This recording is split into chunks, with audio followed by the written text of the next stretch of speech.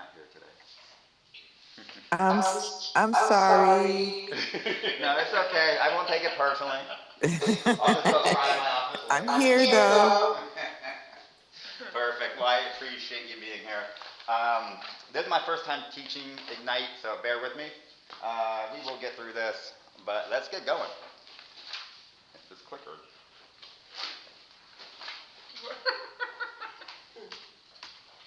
this clicker will work.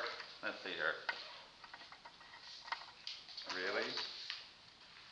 It was just working. Okay.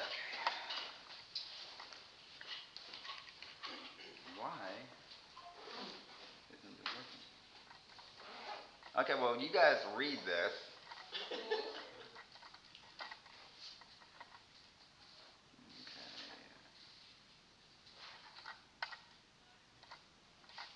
Okay, you guys read all that, right? Okay, cool. All right. Today we're going to be talking about working with buyers and sellers, um, really from the start of the transaction or showing a home to the finish, right?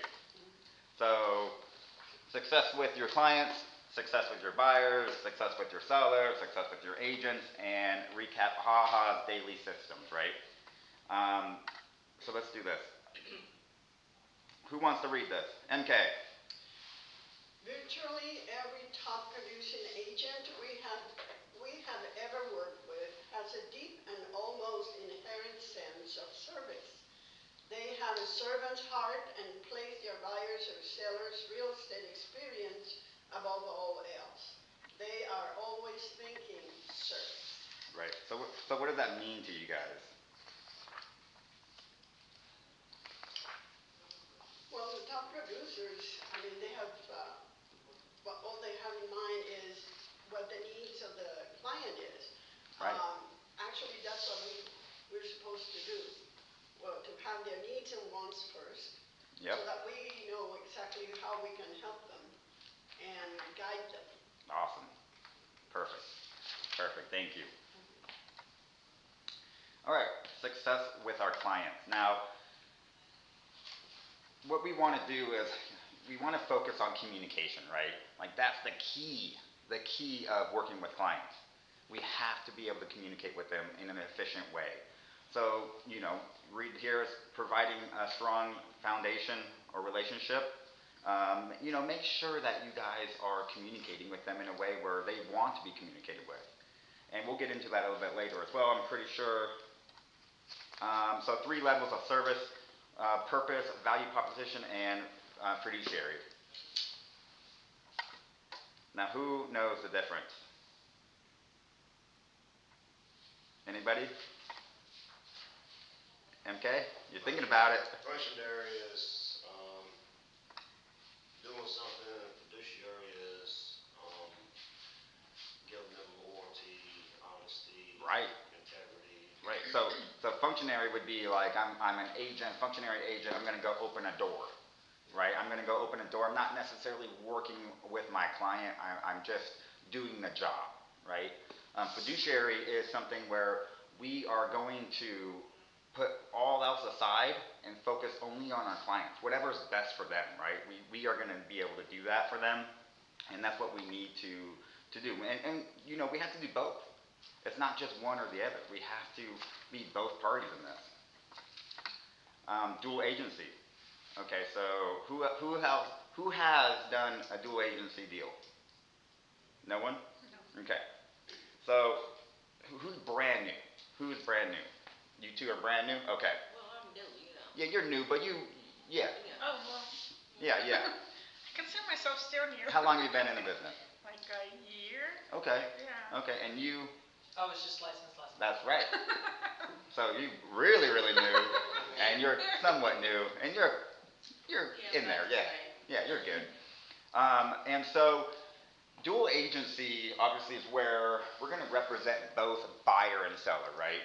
And I'm sure you remember this from real estate school, and I don't know if that's still in the test or not. It is. It is? Oh, yeah. Yeah. Okay. It's been a long time. I took the test when they were still in Scantrons. Oh, You had to wow. fill in the bubbles. That's when I took my Oh, test. yeah. I will say though, because when I took my test in Florida, it was on the computer. And so I got both worlds.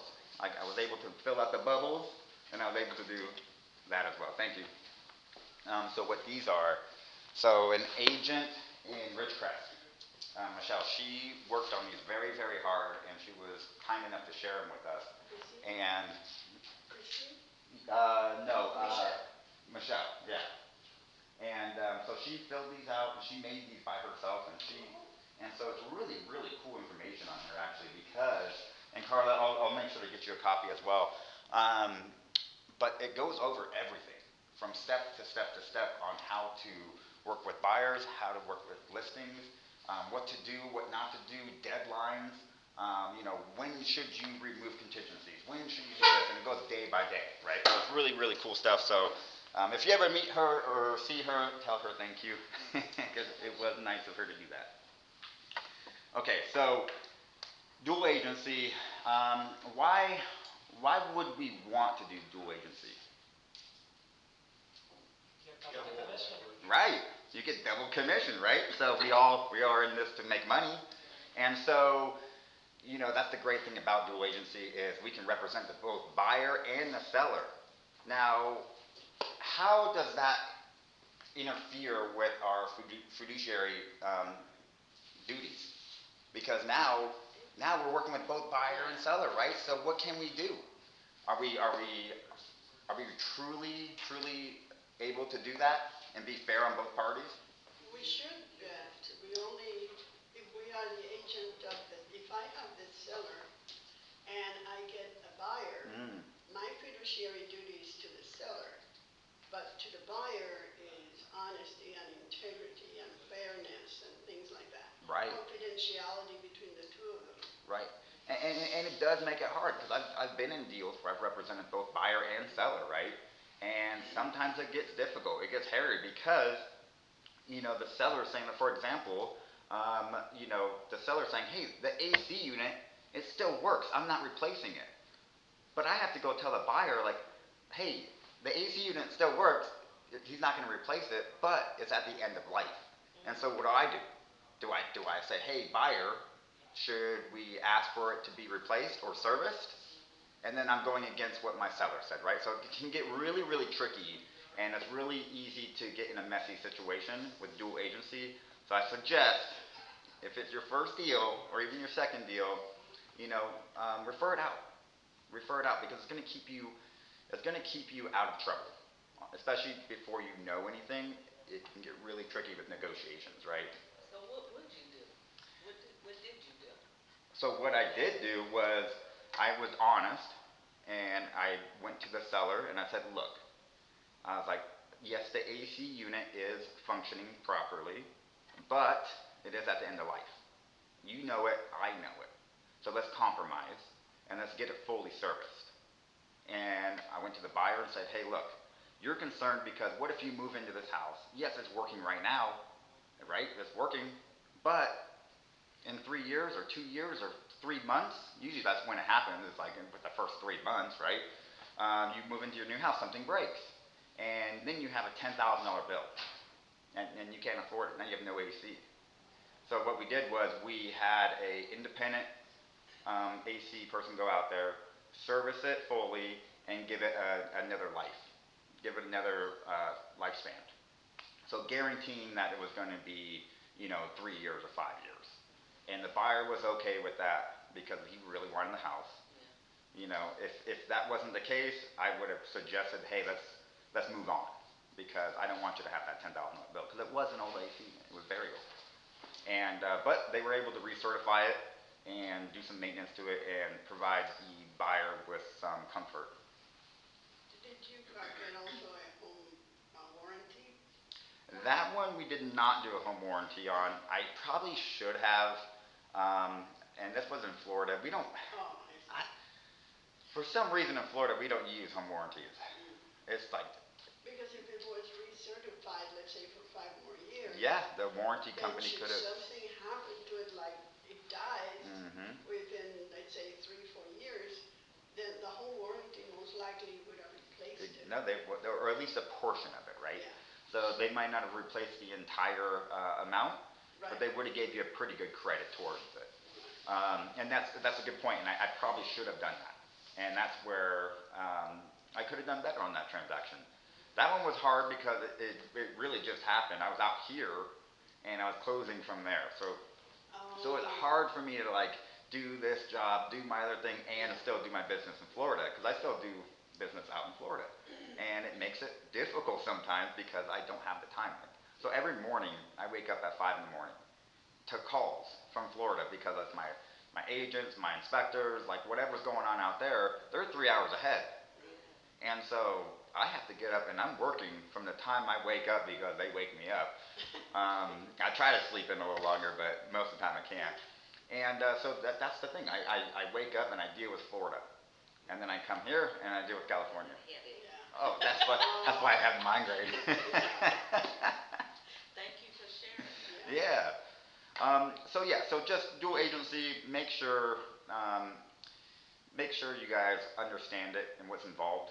And if you guys have any questions, feel free to go to myself, Thomas, Iman, Vic, even the broker, even Wendy. And you can always go to us and ask us, right? If it's the right idea or if maybe I should get a referral agent. Because sometimes it's easy, right? Sometimes the buyer's like, hey, I want the house. The seller's like, hey, like I just want to sell the house. There's no complication in it.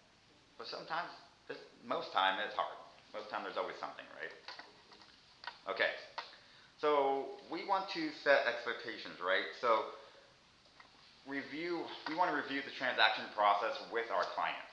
So we're going to go from getting them pre-approved, which hopefully when they get them, they're already pre-approved. I mean, that's the goal, right? If we can get a great buyer, I mean, that would be great. To finding them a new home, making an offer, negotiate under contract, and appraisal, closing, and post-closing, right? So set time expectations. So what we want to do there is make sure that we're setting ourselves our time and their time. Let's see here. I got some notes on this, I think. So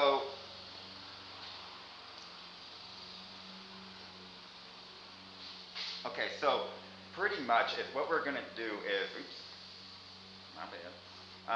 We want to make sure that the clients understand the time process, right? So what is it going to take? So a lot of times they forget. We might go over it with them in the very beginning, like, hey, like we're gonna, you're gonna buy your house, we're gonna make an offer, and then you're gonna have this inspection, and this is gonna happen, and this is gonna happen, and then you're gonna close. And they're like, oh, okay, but they don't understand fully the process. We might not explain it right to them at first, so we really want to make sure that we keep them up to date on what's happening, because they don't remember, like we do this every day, so we're gonna know. And it's very easy for us to kind of like put that to the side and just like, oh, whatever. I told them in the buyer consultation, right? Like what the process was going to be. Or sometimes we don't even think about it. Like I've done it where I don't even think about it, and I have my clients calling me like, what's happening? Like why haven't I been contacted? Well, what's next? And I'm like, oh my gosh, like I'm so sorry. Like I did not keep you guys updated. So we want to make sure they know, like, what dates are they closing? When can they expect to have the inspection done? When can they expect to, have their earnest money deposited? So we have to make sure that we keep them updated throughout the process. Documentations too, right? So same thing. They don't understand documentation, right? And so what I like to do, and this goes with our buyers and sellers, but we'll get them with sellers later, but I like to go over the contracts with them before, like if I'm working with a buyer, what I'll do is obviously we want to show them houses, but what I'll do is I'll actually sit down with them and show them what an offer looks like.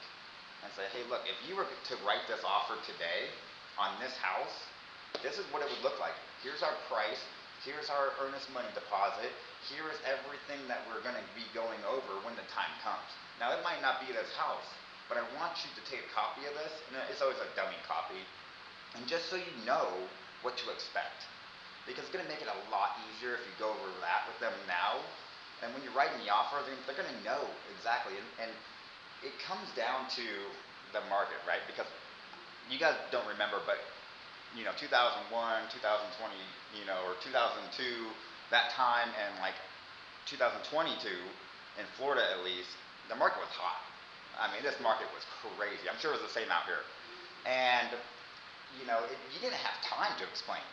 Because, no joke, you put an offer on a house, well, it better be over asking, first of all. And because they're going to have 40 to 30 offers, 30 to 40 offers on this house, right?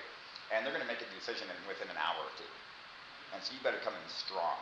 And you have to make sure your clients know what they're doing. Because you can't just like, okay, sign here, because they're not going to feel comfortable doing that. And now you're in a time crunch, right?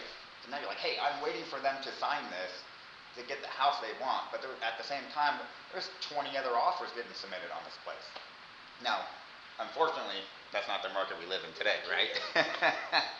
Today's a little bit more slower pace. But the good thing is we have time to really look for homes for our buyers, right? And there's plenty of them out there.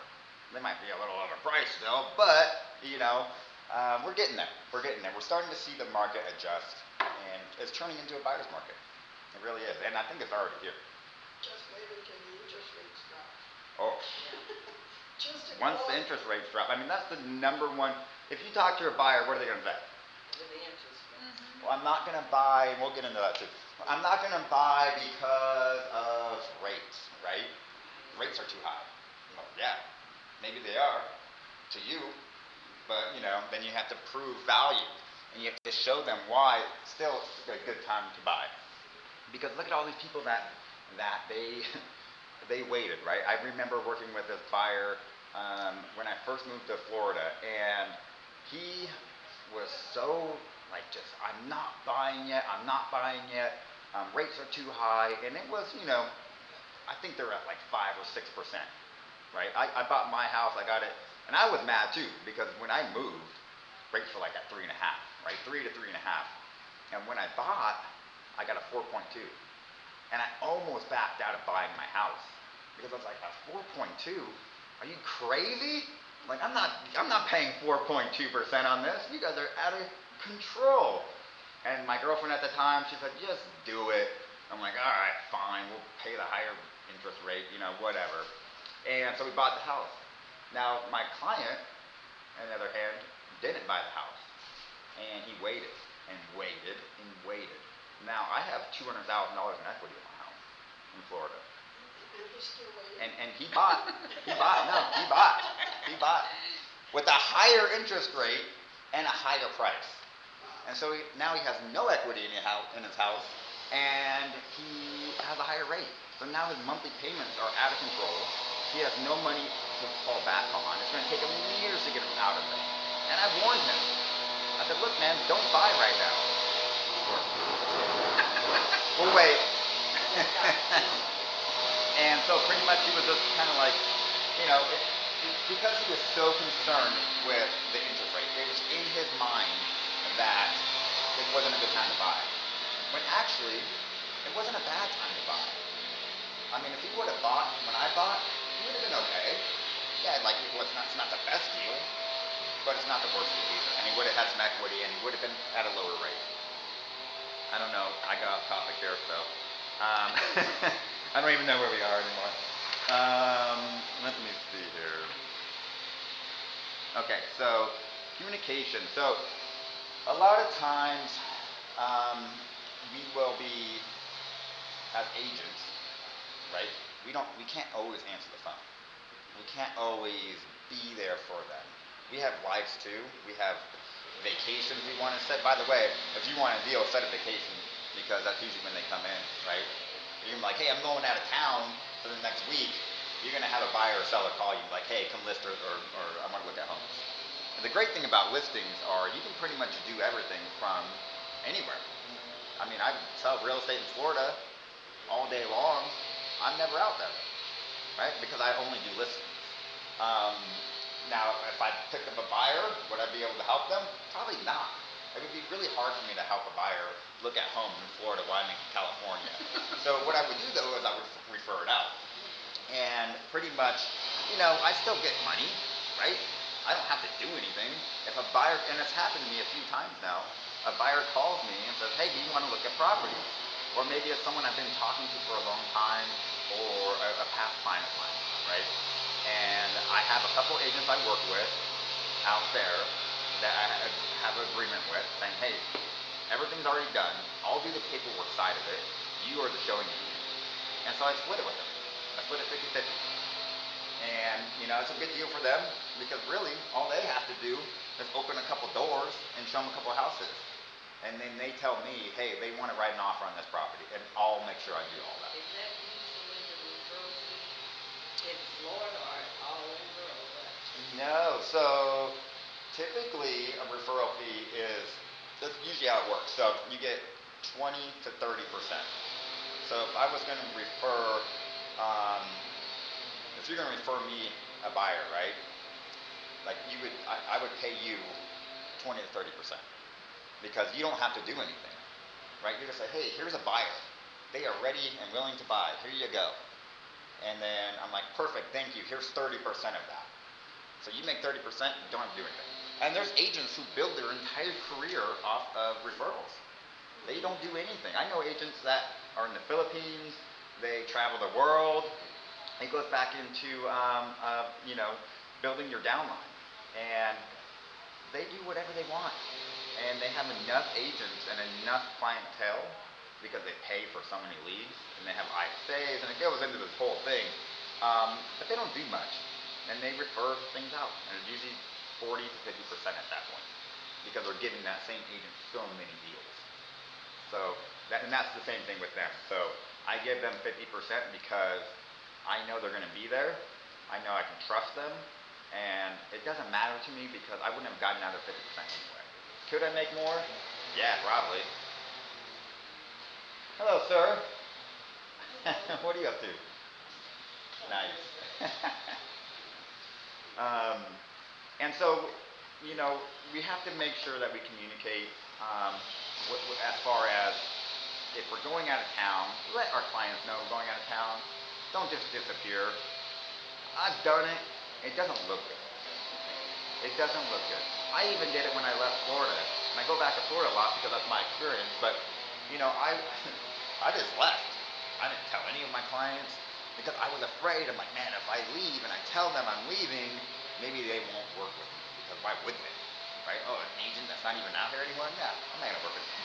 So I wanted to make sure that I kept that relationship with them. But I was sure that I had a backup with my other agents, right? So I knew they were going to be taken care of. I probably should have communicated with them better because I've had some that said, hey, like a listing I have right now, they called me on Friday. They said, how come you've never been here? I've never even met these people. And I'm like, you need to come to the house and check it out. I'm like, yeah, well, here's the thing. And I didn't tell them the full truth. I did tell them I was in California. I didn't tell them I live here though. I said, hey, I'm in California right now, but I'll be back because I am going back to Florida next month. I'll be back within the next couple weeks. Hopefully the house is sold by then, but if not, I would love to come over and meet you guys and da da da. And it's a little bit of a different situation because it's a divorce situation. I got them from a divorce lawyer, and so my name's on the court papers saying this agent, Kevin Weld, will be the listing agent no matter what. You have no say so. And that's the great thing about working with the attorneys, right? Because they just give you the deal. Okay, so same kind of thing. If we're at office, let them know. If you don't answer the phone past 8 o'clock, let's say it's family time, you're eating dinner, let them know. Hey, you know what? After 8 o'clock, I usually don't answer my phone or text messages, but I guarantee you I will get back to you by 9 o'clock the next morning. Okay? And that way they know not to bug you past 8 because we all know and heard stories about buyers. They don't care what time it is. They will text you, call you, email you, and because they don't value your time as much as they should. I'm not saying anything bad about it, but they will take advantage sometimes.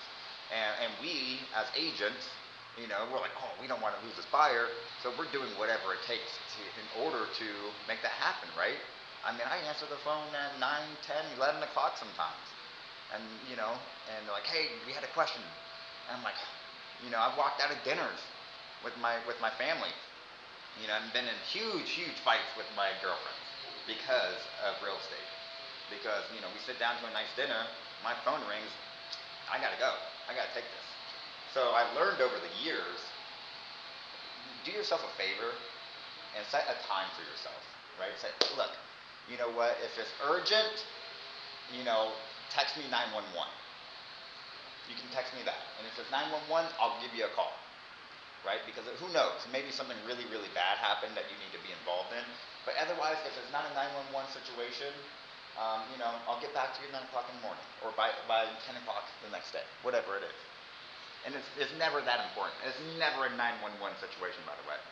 It's always, hey, we wanted to see this house tomorrow at 9 o'clock in the morning. And it's like, well, it's 12 o'clock at night, guys. Like, and let me see, it's a 24-hour notice, so no, can't get that done. Make sure we keep them up to date on the market. Now, a lot of times, we tell our buyers that, hey, average time on the market is 60 days, right? When they start looking. So like usually homes last for about 60 days. So they are in the impression that they have 60 days in order to make a decision on these houses or not. Now, to keep them up to date, the market changes, right? And they don't know. You told them 60 days in the beginning. It's 3 months later, sometimes 5 months later with these buyers. You never know with them. And so to keep them up to date, maybe it turned into 90 days on market now, or maybe 30 days on market now. So hey, when you see a house hit the market, it might not be on there as long as you think. It might go a lot quicker now. So if you wanted to see these homes or make an offer on one of these homes, you're going to have to let me know a lot quicker. And so just setting up that expectation for them and just letting them know, that the markets do change and keep them up to date on it. Of course, we have our KW technology command. When you're calling your database, make sure you use command in the proper way. How many people know how to use command efficiently? Okay, learning. Mike, you got it down, kind of. I don't even have it down, kind of. Look, I love command, but there's so many cool things it can do. I don't even know about all of it, and I'm hoping you guys are all in the classes, which I see you guys in them, so that's good. Once in a while you find, oh, wait a minute, I never knew about that. Yeah. So. Yeah, exactly. And I do the same thing. I do the exact same thing. Sometimes I'm like, oh, I didn't even know that was an option for me. Like I was listening to this video the other day, and it was talking about command in the MLS, and it was saying that you can map out your showings in the MLS. I'm like, what? I've always done it the old school way. I think we'll get into that. If you have one showing, cool. If you have 5 showings, it gets complicated. But yeah, use your command. Use your command right. Start with your database, and make the calls. It's scary sometimes, but like MK, you when you first started, it was kind of nerve-wracking, right? Making calls. But now, you don't care. You do your open houses, you're making your calls, you're killing it, right? So he's really a proven, aspect of where, you start out, it's scary, you get it over with, and it's not that bad. It's really not. What are they going to do? Say no? Yeah. Who cares? I was so scared when I started. I was so scared when I started real estate. I was door knocking with Thomas, and I got a whole bunch of leads, right? And Thomas was like, all right, let's call these leads. I'm like, no. I'm like, no, I'm not going to call these leads. That's crazy. And he's like, why would we go door knocking and get their information if we can't even call them? I said, that's true. And so I was so scared, and I started calling leads. I'd hang up before they even answered. Like, oh, they didn't answer. Just making excuses. And I finally got past that fear. And the cool thing was, I was working on it for a while. It didn't come to me right away, right? I never liked calls. And so I do everything to get out of them, but they work. And when I joined the Ben Kinney team, huge team in Keller Williams when I moved up to Folsom. And one of the requirements to be on the team was you have to make 1,000 calls in one day. 1,000. Yeah. It was brutal. It was brutal. And I mean, we had systems, of course, where we would call 5 people at a time, which was nice. And whoever picked up first would, would get the call from me. And then whoever picked up second would get a voicemail. So it would go straight to voicemail. And these leads were terrible. And they knew it. It's just to get us out of that zone of being scared, right? And so we're making all these calls, and I'm like, after that, I heard everything in the world, right? I heard everything, every excuse, every bullshit thing in the world. Sorry for my language, but they told me everything. And so I had nothing to fear after that. I was like, I got this. You can't break me anymore. I've heard it all. So doing that was a really good experience for me. Scary, yes, because they would listen to our calls as well. So the main people, and these were big people, like in the real estate game, they were listening to us on the call. And they would play them the next day and say, where did Kevin mess up? In front of the entire team. I'm like, oh, no. It was terrible. But I learned a lot from it, and now I don't care. Now I don't care what anybody tells me, what anybody says to me, because I have a way to get around it, right? Like, there's nothing you can say to me that I can't be okay with. If you tell me no, okay, just no. I'll move on to the next one. If you tell me never call me again, you're a terrible person, get a real job, perfect. I'll call you back tomorrow. And I do. Okay, so reviews. So, in reviews, we want to make sure, our business is based on referrals, right? So, when we're asking for our reviews, it's so important to make sure that when we go into a situation with a buyer or seller, that we're asking for these reviews. Even if you haven't closed yet. Like, hey, look, Mr. Buyer, my business is based off of referrals, and the only way that's going to happen is if I get a lot of good reviews. How am I doing so far? Right, well, Kevin, you've been great, man. You've shown me everything. You've been on top of things. Perfect. Do you mind giving me a quick review on KW or Google or Yelp or whatever it is, or all of them? Just saying that exact thing. Hey, we haven't purchased yet, but Kevin's been a great agent so far. Blah blah blah blah blah blah. Right? Makes a huge difference, because how do we go through our lives now with the internet? Like, if we want to go out to eat, what do? We look at reviews, right? Oh, this place was terrible. Well, I don't want to go there. And we might not even read them all. We might read one review that says, wasn't great, and I move on. I'm like, oh, one person didn't like it? Done. I'm never going there. So getting a bad review is very, very bad, because it can really mess with your business. So we want to make sure that we are always on top of our clients, always doing the best we can for them. And look, they're not all going to be happy, right? I have many clients that are not happy with me. And that's okay. Like, I'm not perfect. I've messed up so many times. So many times I've messed up. And, and all you can do is just say, hey, you know what? That was on me. I'm learning from it. I won't do it again, and I appreciate your patience. And if that's the case, if they're being real rude to you from the beginning, maybe don't ask for a review. They're like, yeah, you don't even worry about a review. Well, I'll skip the review on that one. Okay, we went through that. Seller reviews, and buyer reviews, we kind of went through that. Just make sure that, you are asking them for the review, and let them know, like, right up front. Like, hey, my business is based on this. Do you mind? 90% of them are going to say, not at all, man. I got you. Right? Like, I don't care. It's going to take them 2 seconds to write a review. That's going to help you your entire career. Okay? And I wish I would have done more of that when I was newer, because I had some great reviews. And you can even get reviews from anybody. I'll write you a review. Come tell me. I'll write you a review. And you can have your brother, your sister, your mother, your friends, coworkers, can write reviews. Hey, you know what? I've done many deals with MK, and he's a great agent. We'd love to do more deals with him. I don't mind doing that. Other agents don't mind doing that. because they're not their clients. So your clients are your clients, and they're going to see that. Like, oh man, he works well with other agents. Other agents have good things to say about him. Other clients have good things to say about him. Let's see what this guy's all about, right? Okay, any ahas?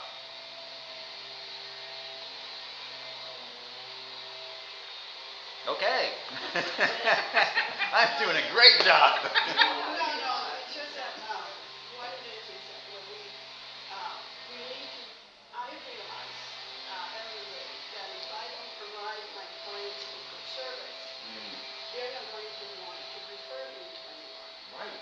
And if I'm not available to them, depending on, again, if I didn't set up the expectations with them as to my availability or how often I'm going to communicate with them, Right. then of course they're going to say, well, you know what, we're expecting that you will be talking to us at least once a week. Exactly. And what happens when they go over the, oh yeah, Carla, that's true. Go over the contract with them beforehand. Yep. So what happens is, if we don't let them know what we're doing, they get mad, right? I'm like, man, they're not calling me back. They're not texting me back. And if we let them know ahead of time, though, they know. So it's like, it's not a big deal. Like, oh, you know what? Kevin's not going to answer his phone past 8 o'clock. We'll hit him up in the morning. Don't even worry about it. Because I've already told them. I don't answer my phone past so-and-so time. And the thing is if we communicate, then we can all work together better, right? And the real thing about it is, I think they appreciate it as well because you become more human to them in a way. Because a lot of buyers, they don't necessarily know what it means to be an agent, and they don't know how it affects us, right? Like I've had buyers ask for crazy things at certain times, and I've dropped everything to go do it. They have no clue what I sacrificed. Not going on trips to show homes that weekend, not going to the lake, hanging out with my friends, my family, because I was going to show them a house, and then they don't even show up, right? They have no clue what you sacrificed. So communicating to them and letting them know where you're coming from and your expectations on everything really helps because it helps them realize who you are too. Like, hey, I don't answer my phone past 8 o'clock because I'm with my family. I have 2 kids. Oh, really? Oh, okay. It doesn't make a big difference, but it puts it in their head that, hey, this guy has a family too. This guy has a life as well. So let's respect everybody's time. Okay, success with buyers. So what do buyers want most from their agents?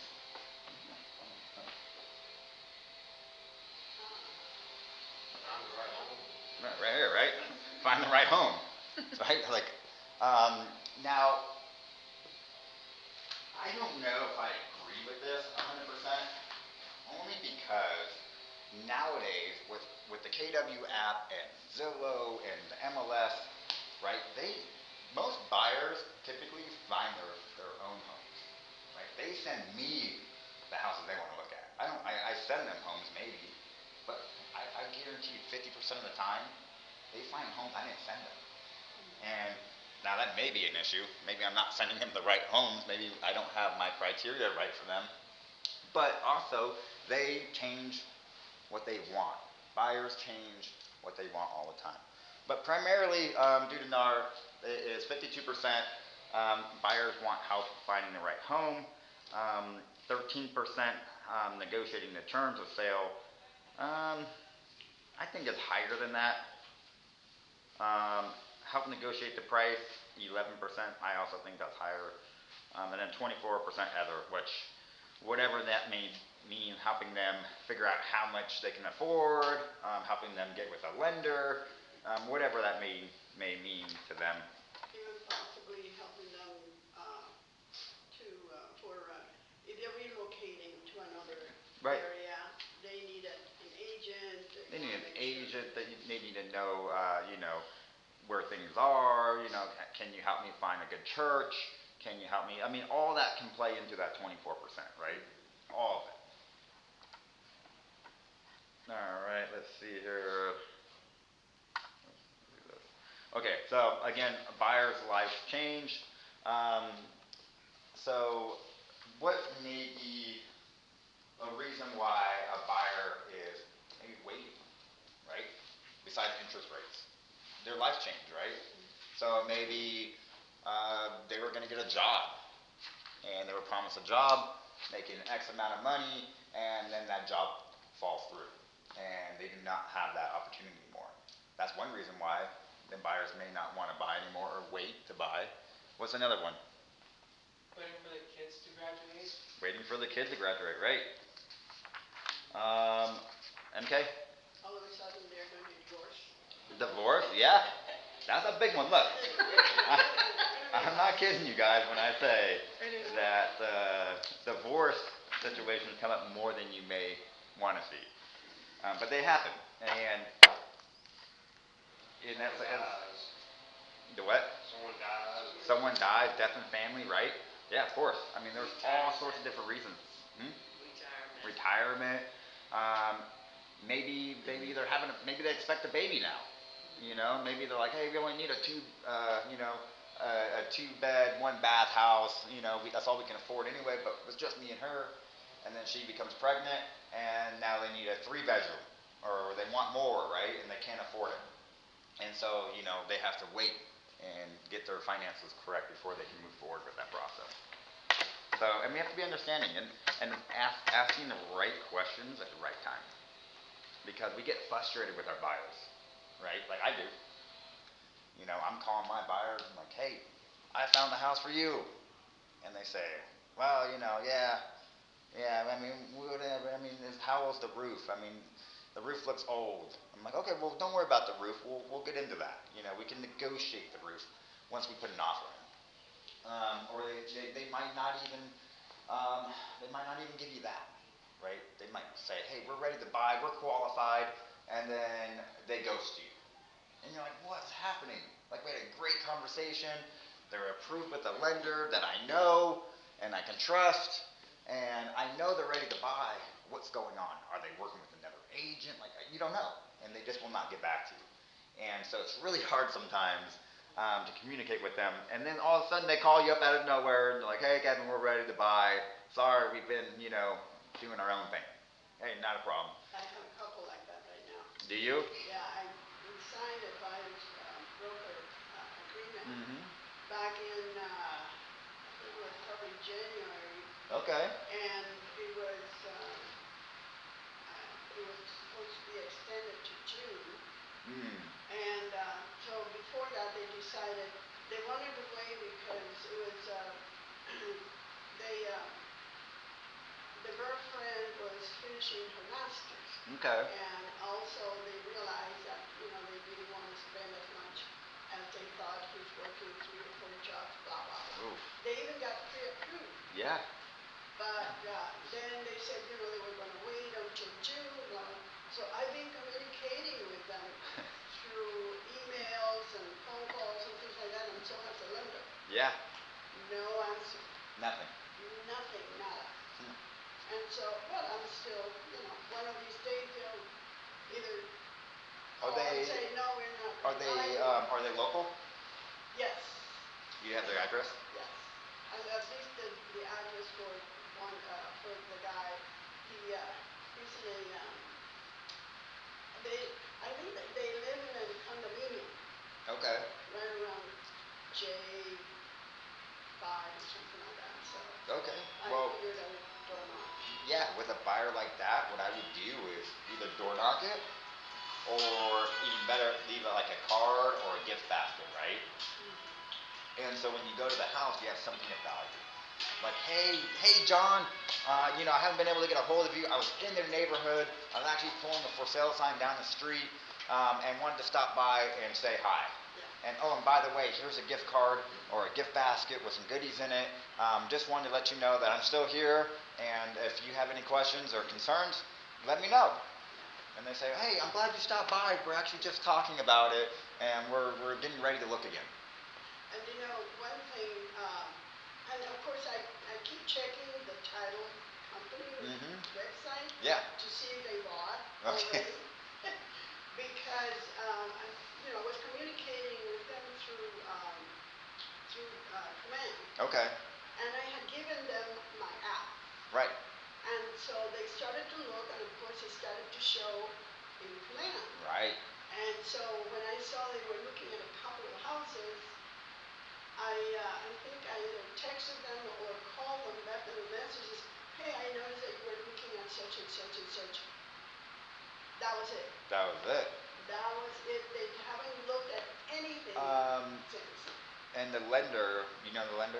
Yes, and the lender has tried to get in touch with them a few times. As a matter of fact, I just got an update from him last Friday, Okay. Thursday or Friday, and he's not being able to get in touch with them either. Well, that's kind of a good thing because, typically buyers don't change lenders. They'll because it's a lot of work to get qualified. And he's doing 4 jobs. Yeah. So, but A they lot of said, well, paperwork. we want to save some more money, but they even, and unfortunately, they were not going to be able to be eligible for a down payment assistance because of what we were. Right. One of those requirements. Yeah. So it's probably missed by $1, and that that happens a lot too. Like if you make just a tad too much, you don't qualify. Yeah. And like my dad's a lender, and so I have some good insight on how things work and what programs are coming up. He lets me know. And I think in that situation, I would go knock on the door. And if you can't get a hold of them, because and it might not be that they're working with another agent. They're probably not. They probably just got scared, right? Again, buyers' lives change, right? Now they didn't get what they wanted, right? They weren't able to get what they wanted. Maybe they said, "Oh my gosh, like we need this, but we can't afford it." Like how much are they qualified for? What's that? How much did they get qualified for? Well, the time I think they were qualified for about 450, 460. Okay. And he said, no, I'm even willing to go as far as $3,500 a month. He was pushing it.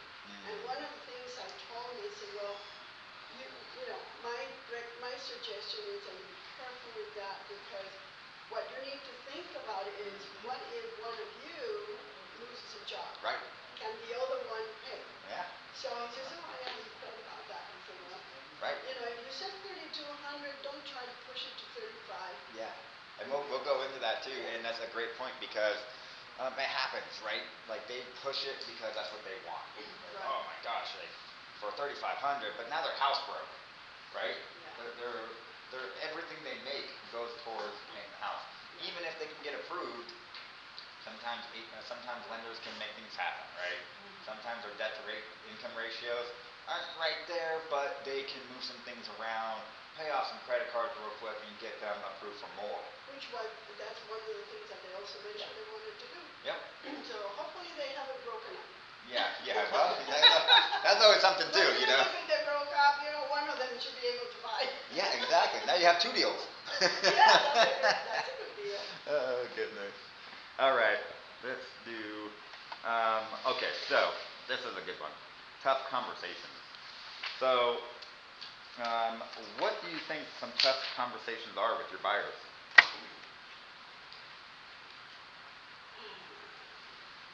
Probably the motivation is one of them Motivation. Okay. because sometimes they just don't want to tell you. Okay. Yeah, that's true. Lowball offer. What? Putting a lowball offer on the property. A low ball offer? Yeah. That's Yeah. better. What about like we were just talking about, kind of, telling the buyer that they can't afford the house they want, right? They don't know when they're coming into this what they can buy or what they can't buy. They have something in their head, right? What they want. We want a brand new construction, 4-bedroom, acre backyard with a pool. Yeah, it's about $900,000.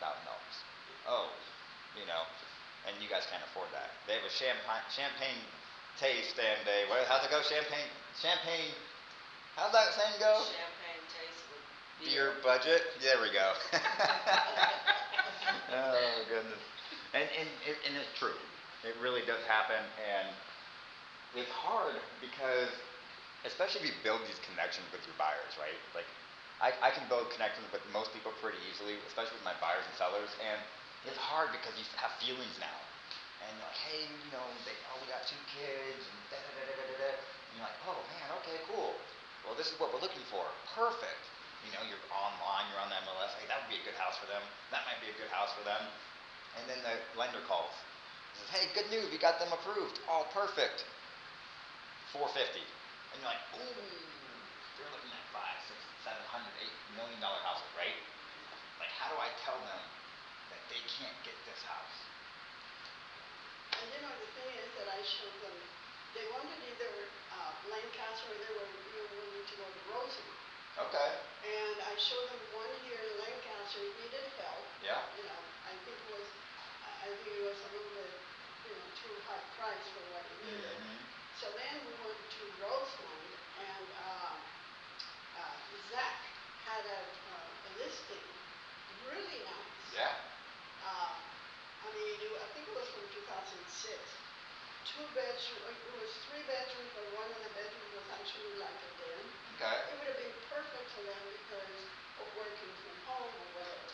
Right. Very nicely priced and all that. Hmm. But for some reason they just didn't, they wanted to look at more on Lancaster than Rosemont. But Right. that would have been perfect because it was the right price, in the right area. Right. It was, and in a cul-de-sac, 1 story, Yeah. nicely kept. It was great, but they just didn't make the decision. They just wouldn't. Well, and that's the thing. Buyers they get stuck, right? So they want something, and that's it or nothing. Like I'm the same way sometimes. Don't get me wrong. Like if I'm gonna go buy a new car, I'm gonna go buy the top of the line new car. Because I've done it so many times. I'm like, oh, I want a nice BMW, and I get the lower end BMW because I wanted to save money. Yeah. And then I get it, I'm like, oh, I hate this car. Yeah. I don't have the cool stereo system, I don't have the sunroof, like why did I spend all this money on something I didn't want? Buyer's remorse. And yeah, exactly. And with buyer's remorse. And so when we talk about, working with our buyers, it's really hard sometimes because we have to communicate with them the fact that what's important, right? I know you guys want this brand new 4-bedroom house or 2-story house or whatever it may be in Lancaster, right? You'd rather be in Lancaster. Why? What's important about being in Lancaster? Well, we're closer to shopping and this and this. Okay. Well, Rosemont is in Kern County, right? Mm-hmm. Right. So, are Kern County taxes lower than LA County taxes? Right. Lower. Yeah. A lot lower. And so, what if I told you guys I can save you this much money per year by living in Rosemont, where, by the way, is a better house, is a better situation for you, and it's only a 15, 20-minute drive.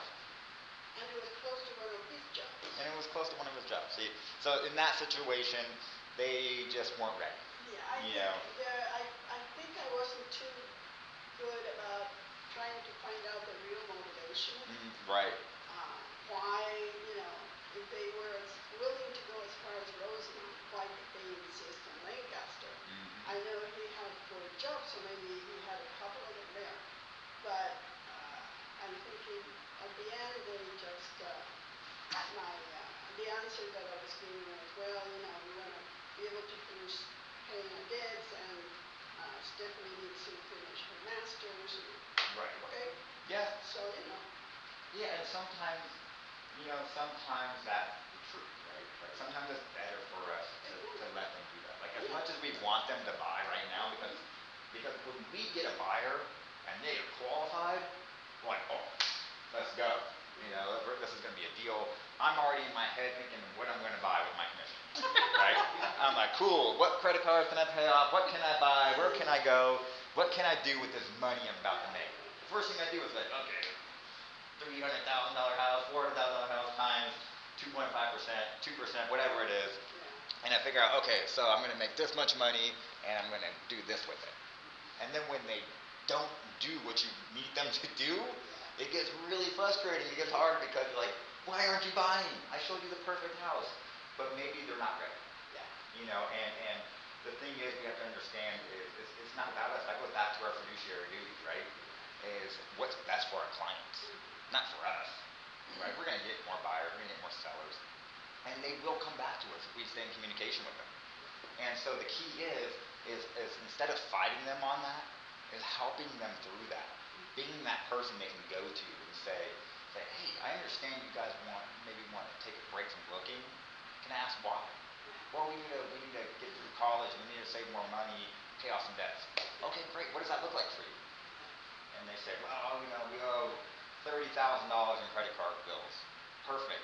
Can I set you up with someone that can help you through that process, or can I talk to you a little bit about that?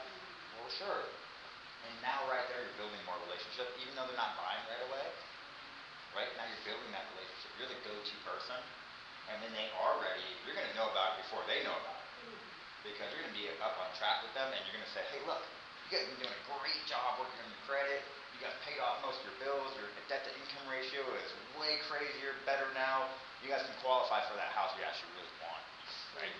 And it helps them. It helps you because you sell a bigger house, you make more commission. Typically, not always. I've sold many houses where I've made less commission. Willing to sell them what they want. Exactly. Yeah. Yeah. Exactly. And that's what we need to focus on is our clients, right?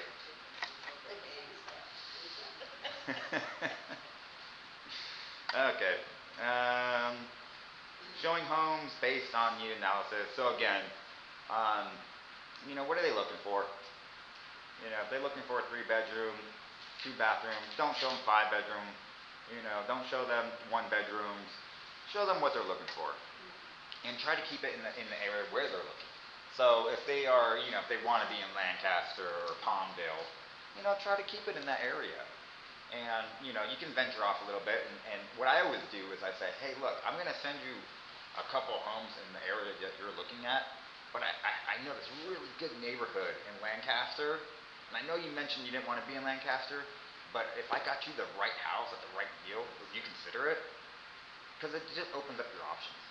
And then they say, well, yeah, I mean, if it's the right house, maybe, perfect. Hey, you know what, I have one in mind. Would you mind if I scheduled a showing on it for this weekend? Well, no, this weekend isn't going to work. Okay, well, we have some scheduled for next weekend already. Can I throw that at the end? If we don't have time, we don't have to go look at it. But if we have some extra time, do you mind going over there and looking at it? Because I think it's going to be a really good option for you. It's like, sure, yeah. And so that way you open up their horizon a little bit as far as where they want to be. Because a lot of people get stuck on, oh, I want to be West Palmdale. Well, it's like, hey, there's some really great places in West Lancaster too that are a lot cheaper, and you can actually get what you want. And people will sacrifice. And I get it, because look, the school districts, that plays a big part of where people want to live. And Palmdale School District may be better than Lancaster, I'm not sure. But if it is, they want to be in Palmdale, I understand why the reasoning is. But you can show them that, you can also look in Lancaster, find the right house, and possibly even getting them into the Palmdale School District, depending on where you are, right? I know with Courts Hill and stuff, it gets a little tricky. So there's always that option. Best practices. So, like we said, show the properties, obviously the first one that the buyers are looking for. Try to open them up a little bit, because depending on the market, there might not be any houses out there. They might say, I want to be in West Palmdale with a pool, 2-story, for $800,000 or $600,000. I'm like, hey, that's great, man. So does everybody else. There's no homes available. Like, they go as fast as they hit the market. Now, that's not the case now, but it will be, right? And so now, what options do they have? Now we have to open them up to other locations, or possibility of other locations, because if not, they're not going to get the house they want. Make sure you have, MLS listing pricing information with you. Print out the MLS sheet. Client. Make sure you print out both. I always print out both, not to give to the client, but to keep for me. Yeah, because I have mine with the broker remarks.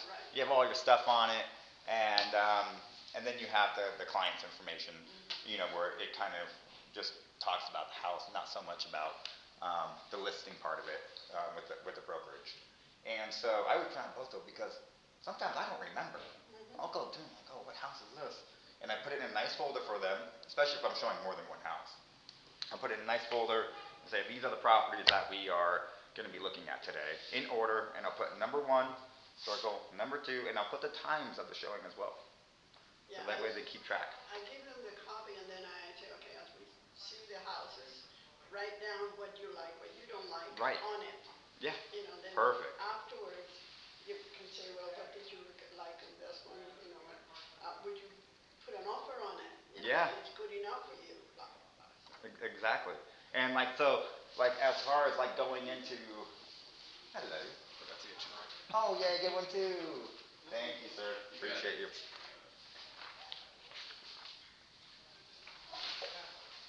Yeah, that's some good stuff. I wish I had this when I was starting out. When I started out, I didn't have anything. They said, good luck to you. I said, oh, okay. And I got into this business because of Thomas. And me and Thomas go way back. You guys might know that. And you know, I was in the car business. you were when? In the car business. So I was selling cars. And I was doing okay, you know, like whatever. And I'm looking at Thomas. I'm like, man, he's really starting to make some money. Like you can tell, you know, he started buying new clothes and new shoes and houses. And I'm like, oh man, like I better get into real estate quick. And I came into real estate thinking I was going to be a millionaire my first year. I was like, real estate, I got this. I was like, this ain't nothing. I learned real quick. Learned real quick that wasn't the case.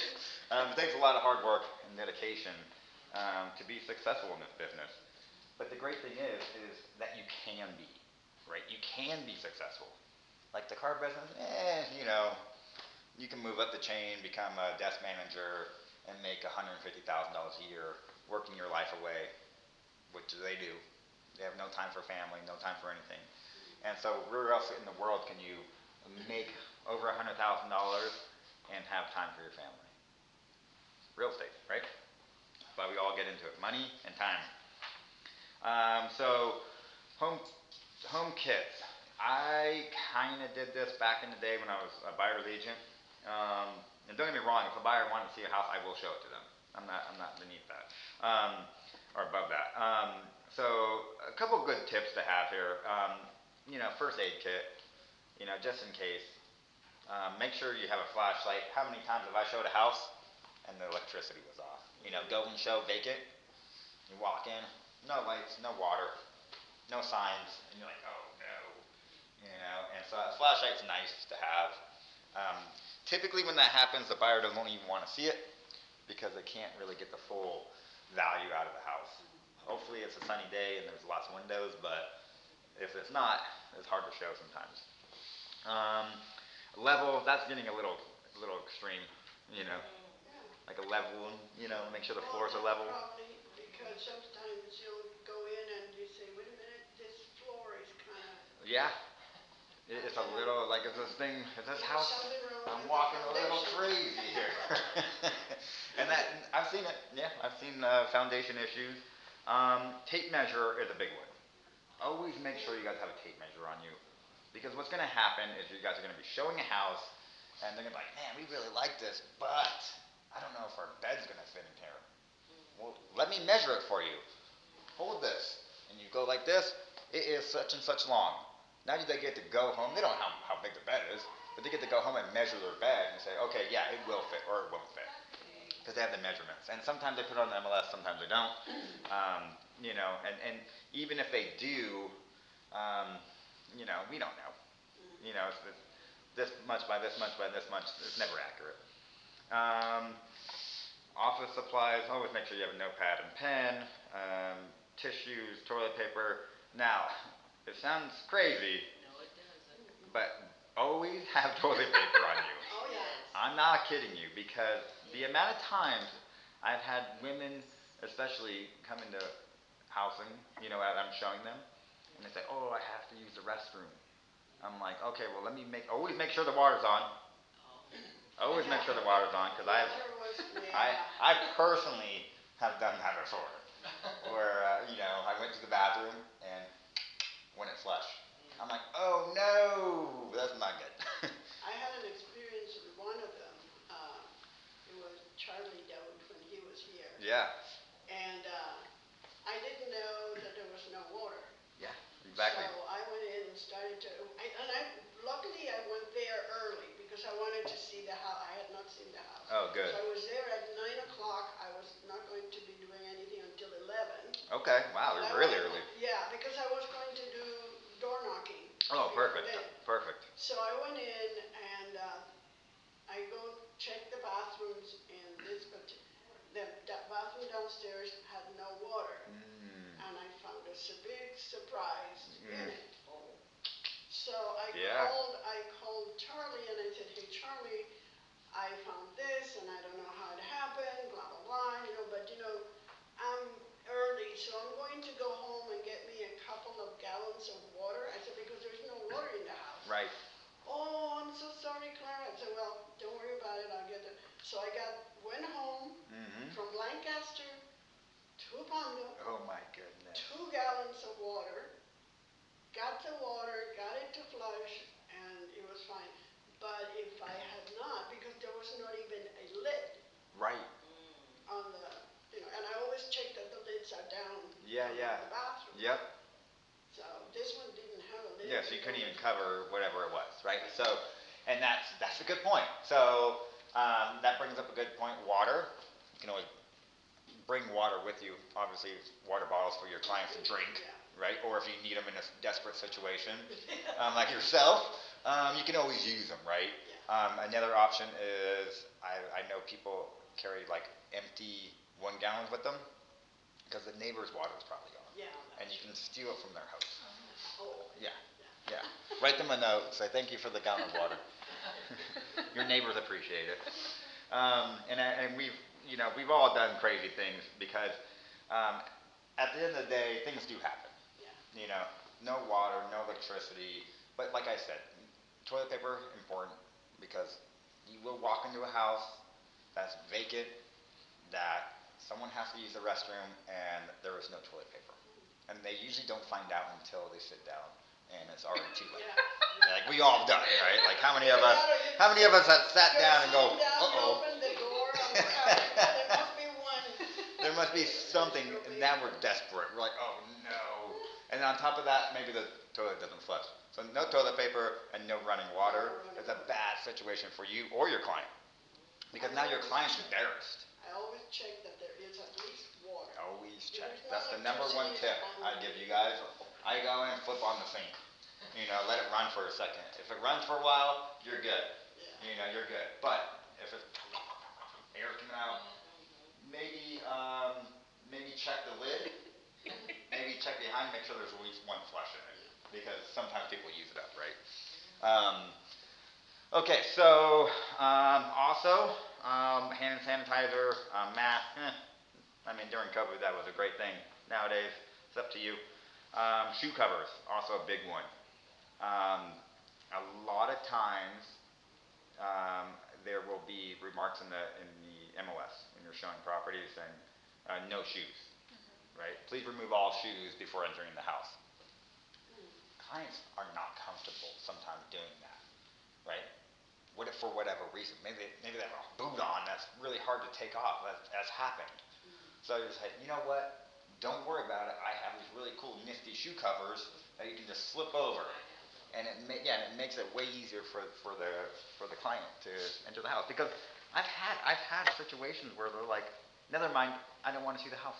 You're like, dude, just take off your shoe, and they're like, no. The only reason why I have those because I have a friend that don't like you wearing shoes in the house. Yeah.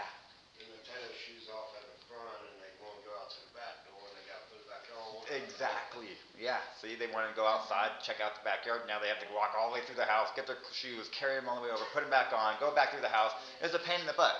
So with the slip-ons, great thing. And they have these cool little things you can just step on, and it goes, yeah. They're kind of pricey. But it's an investment, right? You can use them for your open houses. You can use them for buyers. It's worth getting. I actually have a couple of them. Maybe I'll bring them in and wrap Oh, them. you mean they're reusable? Yes. Yeah. So it's a box, and you get your pack of covers, right? And you put them in the spring-loaded thing, and you literally put your shoe in it, and it goes and it goes around. So you don't have to sit there and do this, wrap it around. You just go. And it's like a magazine, Umbrellas. In Florida, that was a big thing. You always made sure you had umbrellas on you You because never knew when it was gonna rain. you never know in Florida, right? It'd be sunny, nice, The sun can be and then shining. in 2 seconds, hurricane winds and rain, right? So you just never know. So in Florida, umbrellas important. Out here, not so much. But drinks like we were talking about with waters and snacks. It's always good to have something little, especially if there's kids, right? So if they have kids with them, maybe have some crackers or some gummy bears. Always get the parents' permission, by the way, before you give that to them. But always have maybe a cooler with some sodas or some waters. It makes a big, big difference, you guys. When you're able to offer the kids a water or some beverage, a juice, what that does to the parent, it clicks in their head like, oh, this is my person. I'm never using another person again. They're taking care of my kids. That's huge.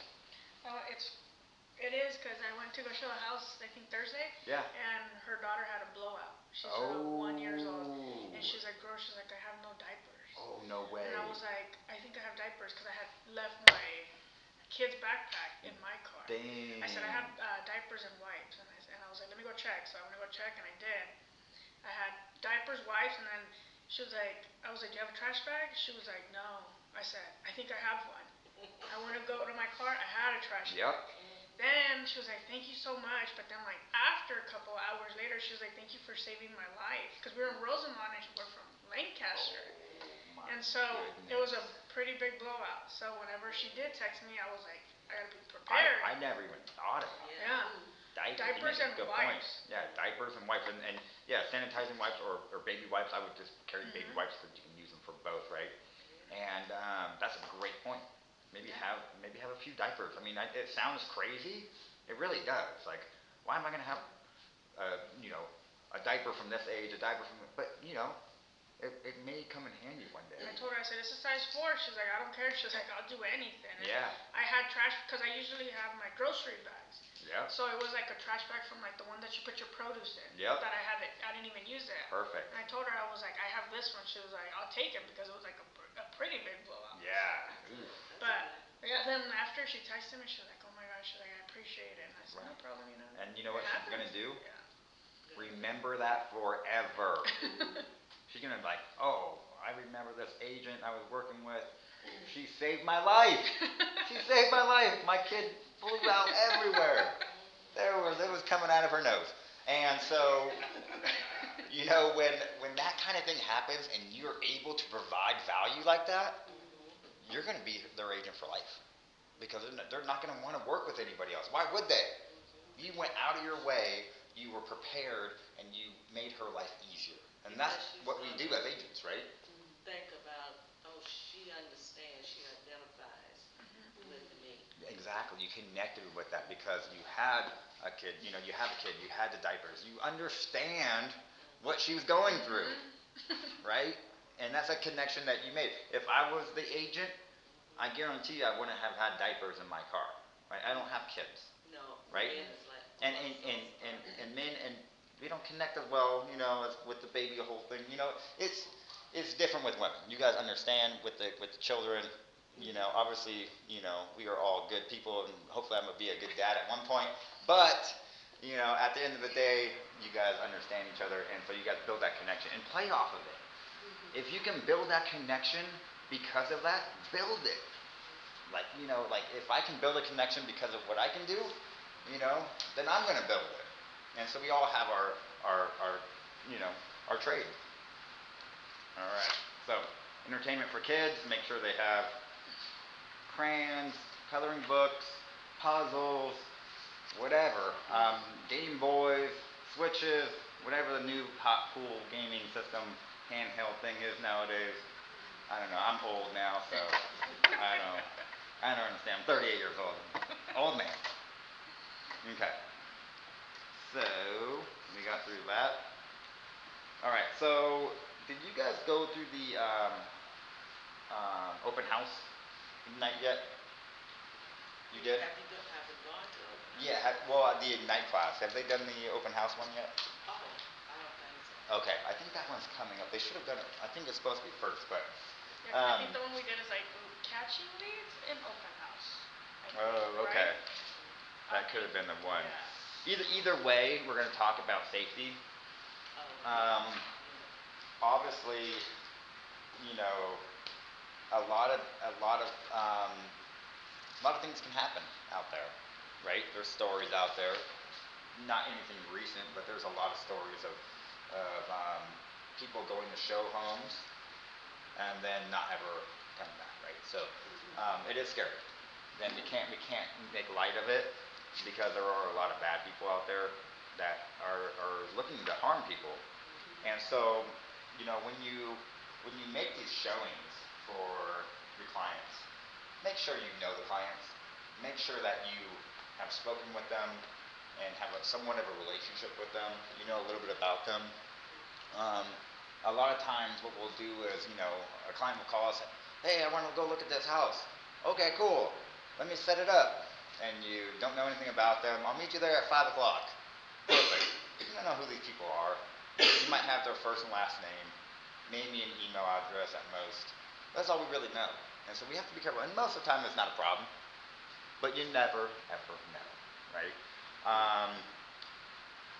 You know, this is a kind of a weird story that I went through. Um, and it's embarrassing kind of as well, but I'll tell you guys. So, I get this call from a client. I don't know who he is. He said he spoke with me before a year or so ago. I'm like, maybe, you know, like I don't remember. He's like, yeah, da da da da. I'm like, okay. I'm like, cool. I looked him up in my database, couldn't find him. I'm like, well, maybe I just didn't put him in there. I was known for that, right? I'm terrible with that kind of stuff. And so I was like, you know what? Whatever. You know, this guy said, hey, I'm buying cash. Okay, that sounds good to me. Because I want to buy it in Vero, which is in Florida. It's about 35 minutes from where I live. And so I'm like, man, it's kind of a far drive, you know, for this guy that I don't even know. But I went up there anyway. I showed him a house, and he was being a little weird with me. And I was like, man, this guy's kind of weird, you know. And he was like very like touchy-feely. Yeah, I'm not kidding you guys. I told you it was embarrassing. And he was like touchy-feely, come up, grab my shoulder, you know, and like do this, and like, you know, after he left, he like gave me a hug. I was like, thank you, man, so much. I'm like, oh, okay. You know, we left. Everything was fine. I'm like, okay. Like, that was really weird. Like, that guy was a little too friendly. And, but didn't think too much of it, right? I was like, maybe he's just a friendly guy. Whatever. No big deal. Well, then he called me up the next weekend and says, hey, I want to go see more homes. I'm like, you know what? I can't this weekend because I really couldn't. I was actually going to be out of town. And he got really, really mad at me. And he started texting me, and I still have the text saved somewhere, and my friends all still make fun of me for this. But he texted me, and he goes, hey, baby, you know, I'm sorry we couldn't link up this weekend. And I get the text, I'm like, who the heck is this guy talking to? I'm like, hey, this is your real estate agent, Kevin. Send. Get a text back. Ba-ding. He goes, I know. I'm like, okay. You turn a red face now. Yeah, I'm like, okay, I'm embarrassed, right? Yeah, It's something that happened, and like, I never thought this would happen, right? Especially, you know, I'm a guy. He's a guy. You don't expect that. Not that there's nothing wrong with that, but the thing is it went on and on and on. So then he got really, really detailed in his text, and I can't even repeat what he said, but picture the worst thing in your head, and he was saying it. You know, going to like, oh, remember that back room at that house that you showed me the last one? What I could have done to you in there, you know, stuff like that. I'm like, no joke. They're getting very detailed with it. And I'm like looking at these, I'm like, what is happening? And I'm showing my friends, and they're like, you know, obviously they're joking around. I'm like, oh, you know, whatever. But it's a serious thing, right? Because who knows? Did you call authorities, or can you? Oh, well, I reported it to my broker. I let my broker know. I would've blocked his phone number. And I did eventually. I was trying to get more on them. So I let my broker know, shared everything with my broker, and they reached out to the right people. And obviously, I discontinued contact with them. And I think what happened with that was they made a report, and that way, just in case someone else went through it, there was a trail. I mean, they couldn't do anything to him really. It was just text messages. There was no threats or anything like as far as like hurting me. No. Well. Yeah. Yeah. Yeah. So, and so the fact is like you never know. And this guy was, he's a big, burly, like down to earth, manly man. And you would have never thought that that's what was going through his head. We used to, they used to tell us if we were going to, even if we met them here at the office, Mm-hmm. we would ask them to, we would tell them that we need to make a copy of their driver's license. Yeah. Leave it at the front desk. Yep. Before we left. That's a great idea. Just in case. Yeah. Or texting another agent, hey, I'm showing a home at 123 Banana Street to so and so at 3 o'clock. Just so we know. Text me anytime. Text me, text anybody. Anybody. Just so someone knows where you are. Right? And for those who have iPhones, share your location when you're showing homes. Have a buddy or a friend and say, hey, I'm going to be showing homes today. Keep an eye on my location. Just be safe. Get the 360. Yeah, or 360. That's a great one too.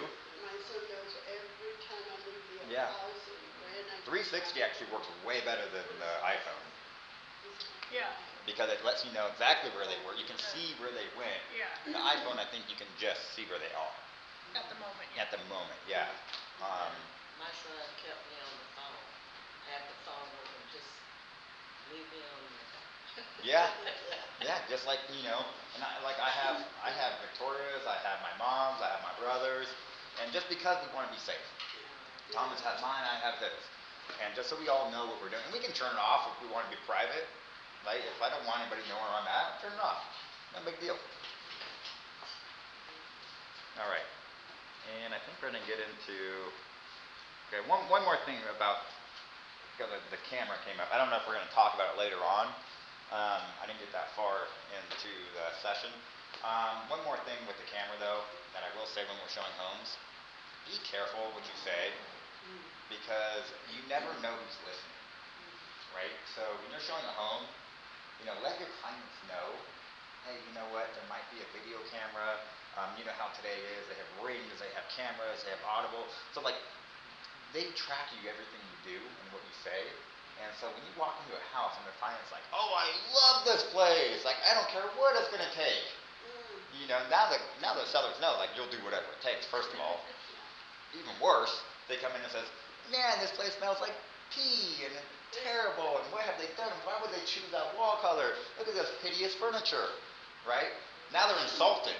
Now they're like, well, yeah, get out of here. We're not even going to accept your offer, right? So be careful. If you guys talk across the street. Driveway's not even far enough because they have cameras usually outside too, right? On the corners of the houses, they have full audio, and so just be careful. Because I've done it where I've been talking and I look up, I'm like, oh no, they just heard everything I said. Now, if they watched it or not, who knows? I mean, nothing happened. You gotta go? I gotta go. So No sorry. worries. No, you're good. You're good. See you guys later. Bye, have a good See one. ya. Thanks. What time is it? 10:33. Oh my goodness. Here I thought I was going to struggle to get through the time. We got only 33 or 30 minutes left. We might not even need that much. Let's see here. So your job is to sell, not to show, right? So, and what do you think that means? It's pretty obvious, right? We're not showing agents. My job isn't to come to work to show you houses all day. That means value your time. Because what these buyers do is they say, I want to go see 1,000,000 homes. And that's what it means. I don't show homes. That's not my job. My job is to sell homes. Yes, I do show homes to sell your home, but I'm not going to go out all day long and show you 20 houses for you not to make a decision, right? And going into that, you should never show 20 houses. You're not a tour director. Yeah, exactly. Exactly. You're not a tour. Yeah, you're a real estate agent. Your job is to sell them and to find them the right home, not just because I've done it, where I've spent so many weekends and weekdays showing the same people houses. You guys say, oh, this one popped up in the market. Can we go see it? Oh yeah, sure. Like, what do you guys think? Oh, it was terrible. And you're like, oh my gosh. And then you're showing them houses and after housing, and then they never know. And then they get confused. You're confused, they're confused. You showed them 30 houses. You have no clue which one you're talking about. The yellow one. The yellow one. Like, oh yeah, the yellow one. I'm like, I don't know which one you guys are talking about. And they're like, hey, we want to make an offer on it. And you have no clue what house they're talking about. Okay, reason why buyers hesitate. Right, we kind of went into that. So they're afraid of commitment. That's the main one. That's the main one. Yep. And is this the right house? Are we in the right location? Um, maybe we haven't seen enough. We just talked about that, right? Like, oh, maybe there's a better house down the street or tomorrow, and yeah, maybe. But today is today, and we don't know what tomorrow's going to bring, right? That perfect house is never going to show up. Guarantee you that. There's always going to be an issue with one of them. But we have to go back and remind them of their motivation, right? Why are they buying this house? What do they want? So yeah, I know it doesn't have that gourmet kitchen, but it has the amazing backyard with the swimming pool. So you might not get everything you want for the price that you can buy, right? So we have to just make sure that we go back and communicate with them as far as what their needs were or are. And it really comes down to what's their motivation. School districts, bigger house, downsizing, pool, 3-car garage, whatever it may be. We want to make sure that we have that written down. And I always do that as well when I show housing, is I write down their main motivations. That reminds me. And so when they say, oh yeah, but it doesn't have that. It doesn't have that 3rd-car garage. Yeah, you know what? I know, that's a bummer. I would love a 3rd-car garage as well. But you guys mentioned that you guys really wanted a swimming pool. And this one has a beautiful pool. And for this price range, I mean, you can't find anything better. And it's like, well, yeah, I guess we don't have to worry about the 3rd-car garage because we have the pool. And what's the wife going to worry about more? Probably the pool. So she's going to win. The guy's going to lose his 3rd-car garage and they'll be fine. Calculate the cost of waiting, right? We kind of dove into that. If they wait too long, are they paying rent? What are they paying in rent? $30,000 a year? $40,000 a year? Are they willing? Would they be willing to spend another $40,000 in rent rather than buy and build equity? Especially if you can show them value and they can get instant equity. If you can get them and negotiate them the right deal, and say, hey, look guys, I know you guys may want to hold back or put this to the side for a while. Can I tell you why that's probably the dumbest move you guys can make right now? And they say, well, yeah, I guess. Look guys, you guys are renting, right? What's your rent? $3,400 a month, right? Okay, so $3,400 a month. Are you guys okay with paying someone else's mortgage for the next year? Like, that's $3,400 that you guys are giving away, that you could be putting into your own house, building equity. They say, well, yeah. So what you're telling me right now is you're okay giving another $30,000 to $40,000 away to a stranger? You say, well, like, we're not okay with it, right? I wouldn't be okay with that either. So let me show you what it's going to take to get you in this house, because I guarantee you that it's going to be less than you renting this house in the next year, right? Whatever that may mean. You're also risking the fact that the landlord is going to raise the rent. Right. Yeah, you have a year lease. Guess what? Maybe you go month to month. What does that usually mean? They raise the rent, right? By how much? Man, there's guidelines, but they don't always follow those. And a lot of people don't know about them. So they say, oh, I was paying 35, now it's 4. Well, is that within the guidelines of California? No. But who's going to say anything? You know, they say, oh, well, it's month to month, so I can get out of it anytime. We're going to buy that house, and then they end up staying there for another year. And now instead of 40,000, they're paying 50,000, or whatever it comes out to, right? So, building value, letting them know, you know, that it's okay to be scared. You know, we all are, and you know, let them know that the cost of waiting is major. Ahas? Carla, are you still on Zoom or did you leave? Haven't heard from you. She's gone. Okay. Alright. Okay, now we're No, going to I'm be still going. here. I'm sorry. I was trying to push my button on here. Give me a heart attack. Oh my goodness. Okay, good. She was, you know, she was doing her own thing. She's like, oh, I heard my name. I better run back. I'm paying attention. Don't worry. So we're going to be going into sellers, pretty much covering the same thing. What sellers want most from their agents. You can see there. I'm trying to keep this on track here. So 21%. Let me see here. These colors are confusing, but it looks like this one, 21% helps price homes competitively, right? So they want help pricing their home, and they want to be competitive. Hopefully, yeah. I mean, as we know, sellers, you know, they are lovely sellers. Their houses are worth $1 billion every time, and they want all the money for it. You know, they want help marketing their homes. 20% of sellers want help marketing their homes. You know, 16% of them want help to sell their home within a time frame.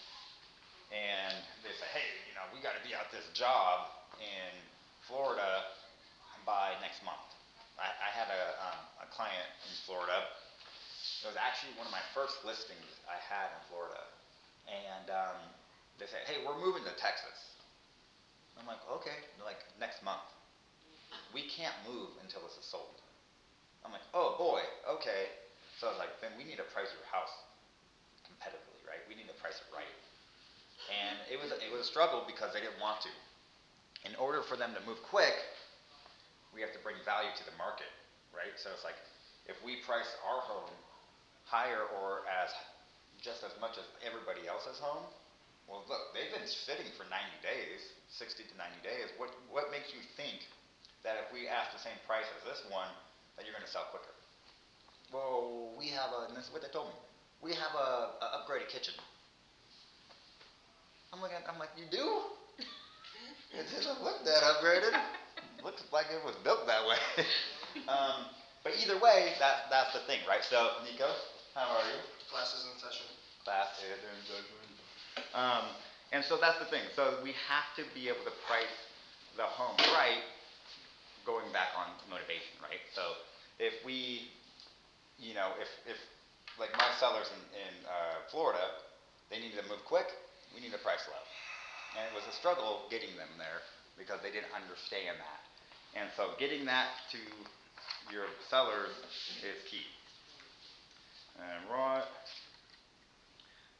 seller needs. Let's go here. So sellers' lives change just like buyers' lives change. What's the reasoning? What can change in a seller's life to make them not sell? Death, right? Same thing with buyers. Unless they're an escrow already. Yeah. Fun tax Fridays. Yeah, unless they're an escrow already. Kids You are know. gone. The kids are gone. Kids are gone. Yeah, maybe maybe they have the house on the market, and then the kids are like, hey, I'm out of here. We're going to Florida. They want to be out of California. They want to be out of California because California is such a great place. Um, and so, a lot of things can change. And so we have to take that in consideration. Um, Now, this is where I did not get to see the slides at all. So I'm so glad Nico walked in right when I got to the slides where I've never seen before. Sweet. Studied. Let's do it. um, Sounds like you should have studied. yeah, that's true. That is true. I got through most of it. Some of this stuff, though, is just repeating the same thing over and over. Let me see here. Okay,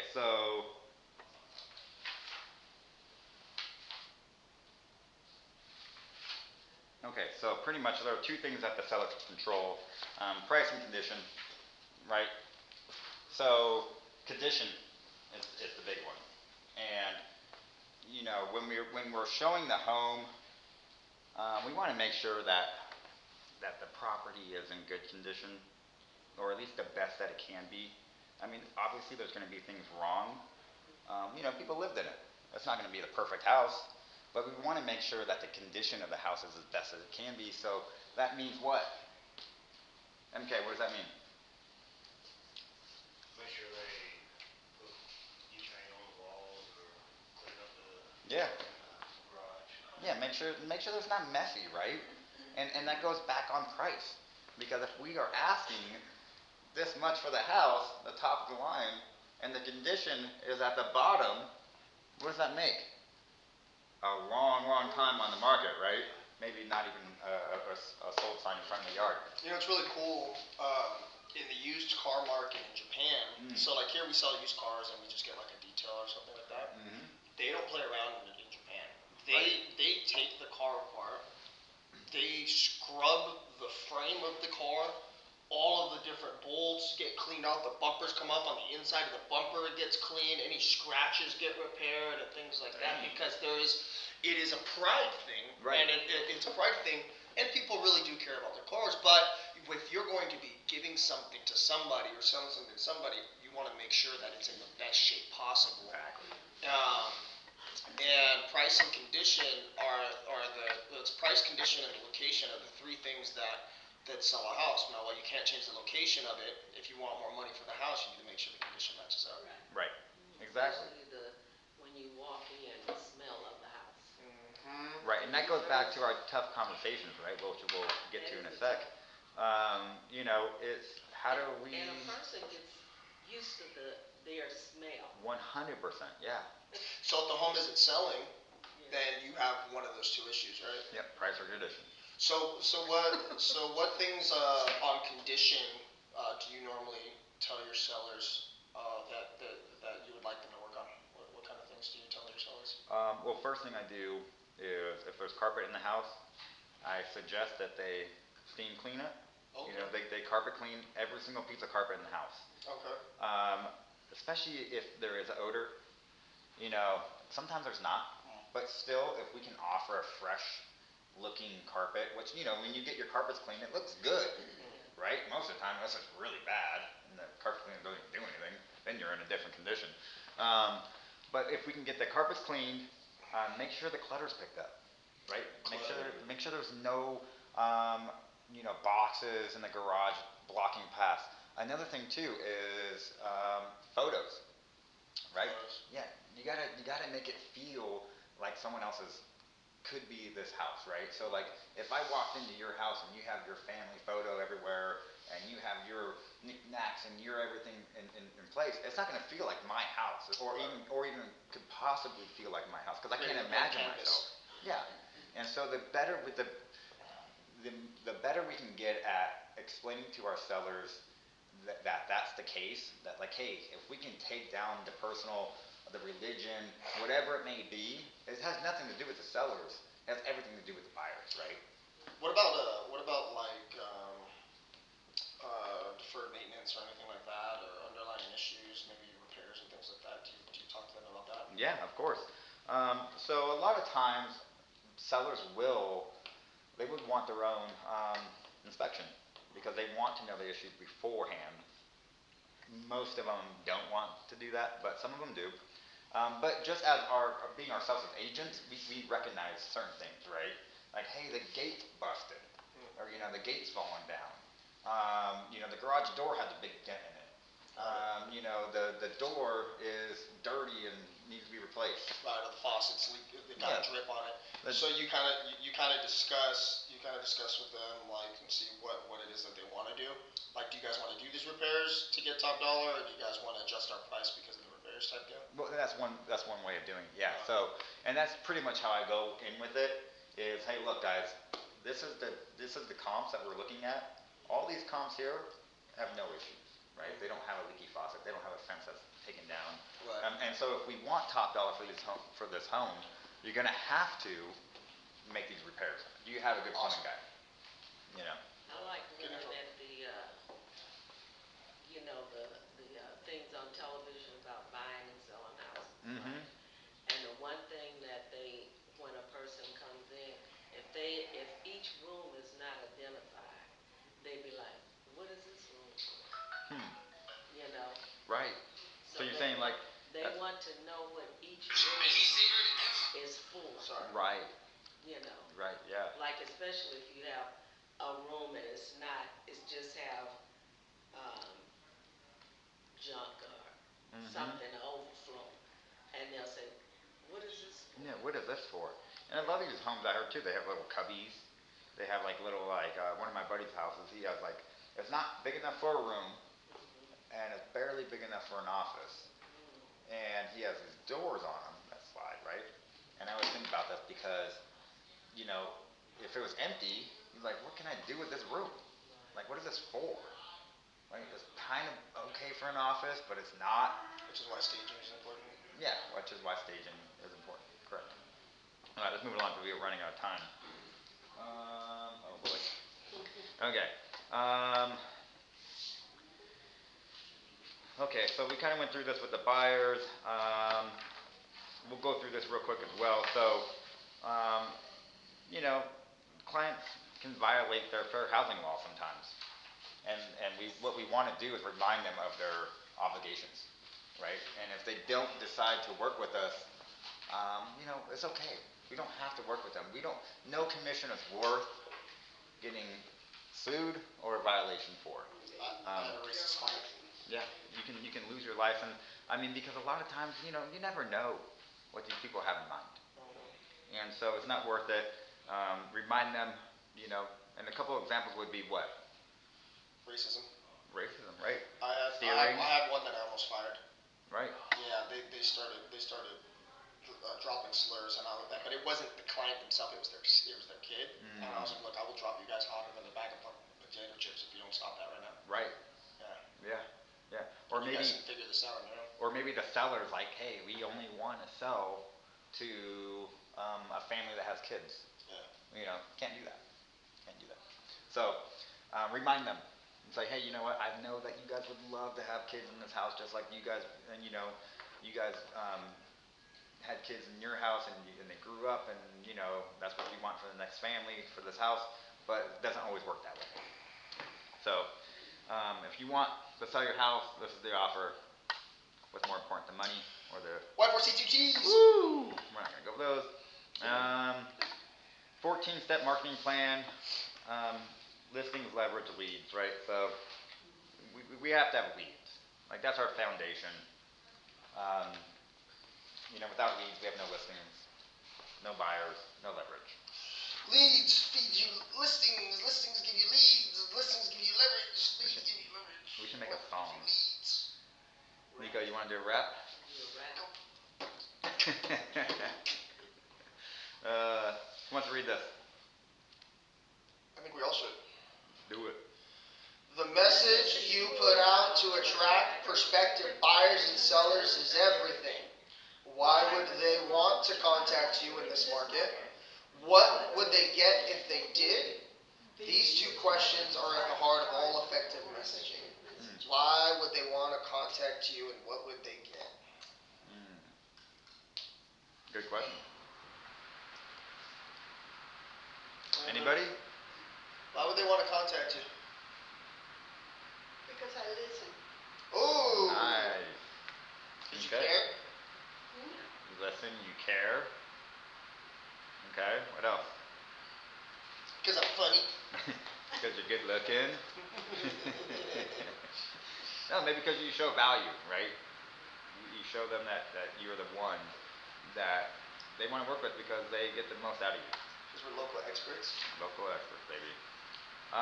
Your MLS listing reflects your brand. Let's get it right.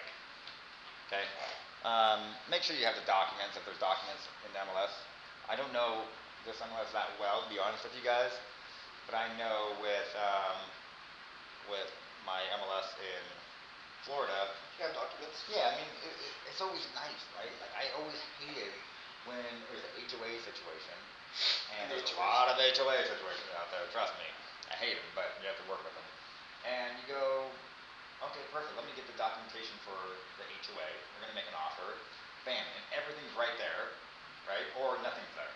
And you're like calling the agent, they don't answer. You don't even know the name of the HOA. You're trying to get a hold of the HOA. They're never there, right? You have to go to the website. It's an outdated version of it when they submit it. So it's like, it's always good to make sure that you have all the documentation that you can in the MLS for the buyer's agent, because it's going to make that deal so much easier, right? I can't count how many times I've regretted doing a deal because of the HOA and the other agent not even knowing how to contact the HOA. Yeah. And don't get me wrong, I've done it. Where I've thrown houses on the market and there's a HOA. I'm like, I'm not dealing with that. I'm letting them deal with it because, this is the situation that was in. Okay. Make sure you get the right professionals to do photos, videos, whatever it may be. Make sure you do a good job on it. Make sure you prep the seller beforehand, saying, hey, look, get this stuff cleaned up. We're going to do photos on Thursday at 3 o'clock. Also, there's going to be a drone, so make sure there's nothing in the backyard, tarps, anything like that. Do the best you can. Sometimes you can't avoid it. There's things that just happen, and there's things you can't move, but at the end of the day, try to get the best out of the pictures and videos. Okay.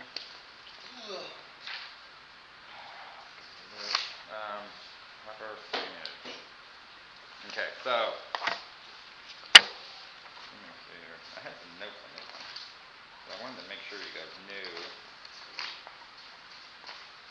Okay, so, make sure you guys have a good sign, and also make sure it complies with our MLS and our regulations here. A lot of times, HOAs will have different rules than anywhere else. And that's the case for myself in Florida. The listing I actually have, one of the listings I have right now is HOA, and they want a sign, I forget the size, but it's about this big. That's all you can have. Yard sign. You can't have a metal post like the ones that come up like this. You can't, or a wood post. You have to have the little prong metal post that you stick into the ground with your foot. And if there's anything else, they will not accept it. They're very, very, very, very, very strict on how the sign looks. I've gotten mine rejected twice so far. And so I've custom built one sign, costs a lot of money. They come up with a design, what they want on there, exactly how they want it, and they rejected it. And it takes time. So now my client's like, hey, where the heck's my sign? Like, we've been on the market for 40 days. I'm like, I understand, I'm trying. I'm trying to get a sign made. And to this day, I don't have one in front of their house. Because it's just, I've kind of given up. Besides possibly aesthetic, is there any other reason why they would want you to, be so strict with the sign? Because they can. Because they're HOA. A lot of it goes towards, they don't want a whole bunch of things going on, right? The HOAs are to make sure that the properties stay consistent, they stay nice, they stay visible. You can't paint your house yellow. In Florida, they love doing that, by the way. Bright yellow, bright green, whatever beachy color you can paint your house, they'll paint it. So these people protect it, which is great, but Oh, really? They don't mind that in Florida? Oh, well, the HOA does. Oh, that's Yeah, what I was yeah, thinking. That's what I was Oh, just here's gonna Yeah, say. yeah. the thing. Yeah, same thing. But like Yeah. a lot of the times, you know, like They you don't- see these neighborhoods that have no They HOAs. don't want Ooh. you to change the Yeah, you zone. have Oh to boy. That's you have me. to submit the I can't wait plan to to paint the my door HOA. yellow. My husband's like, Do you have a HOA? no. Oh, then But I'm paint like, it yellow. like I'm ready. Paint it yellow with little blue polka dots, you know. So make sure you have the right sign, and also make sure if you put a sign up, it has to go into MLS within 1 day. Okay, right? Pretty Yes. sure. Yeah. Well, depending on 24 whether or hours. not you have to sell them, you're supposed to put it up within 24 hours Yeah. on the MLS regardless of the sign. Right. Within But 24 yeah. hours. All right. So we got that taken care of. Care. Which I don't think it's called a cell anymore. I don't think we do the cell. Oh no, is it still summer or is it just the MSLA? The MLS, sorry. ML. I think we got rid of the summit. I think it's just the MLSA now. I think so too. Yeah. Any ahas?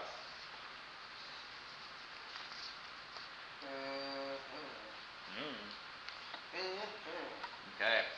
So, I have an aha. Okay. Perfect. Um, I like the um, I like the part of of taking family photos and creating a big campus. Perfect. Mm-hmm. Yeah, it really shows. You know, like the thing is, like you would walk into a person's house and you're looking to buy it, and they, like I said, they have their wedding photos up and they have everything up. Does that feel like your home? No, it feels like their home.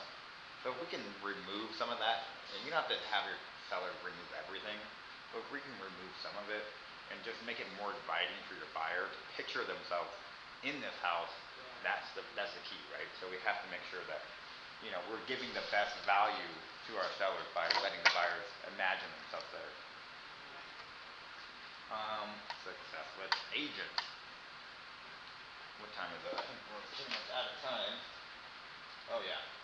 Let's see if there's anything really important in here. Okay, 10 conversations, 10 contacts. How many people are doing this? Doing some.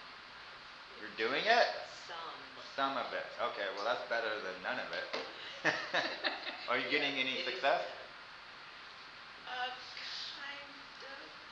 Right now, yes, I'm getting more feedback because I'm calling more Right. and everything, you know. Okay. And some people that I could not get in contact with because of time, different states and stuff. Gotcha. I sent an email Perfect.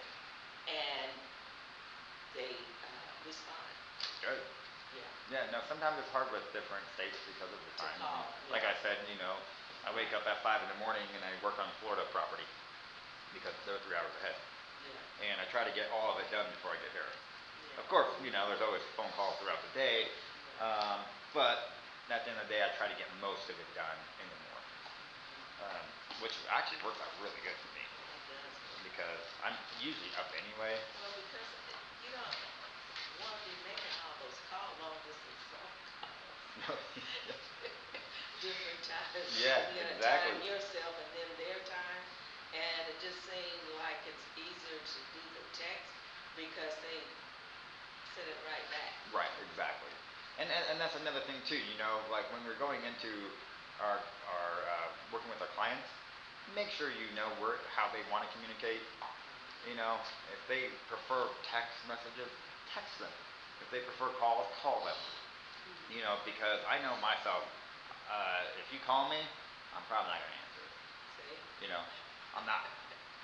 Because I get so many calls per day, I'm not gonna call you. I mean, I might call you back, but the chances of it is very slim, to be honest with you.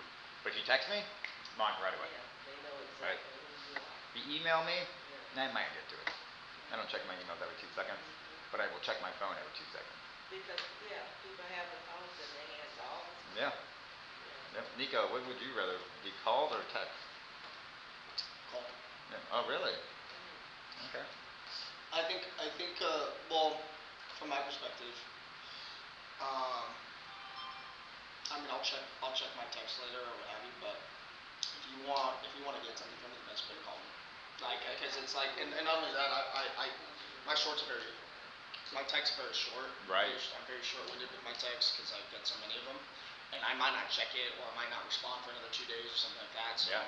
So a lot of times just calling and then getting the conversation over with in 5 minutes rather than waiting all day to have the conversation. Right. And that's the difference, right? So he prefers calls, I prefer text. But I don't He wanna be on the phone prefers- for a long time either. Yeah. All right, now we're getting picky, okay?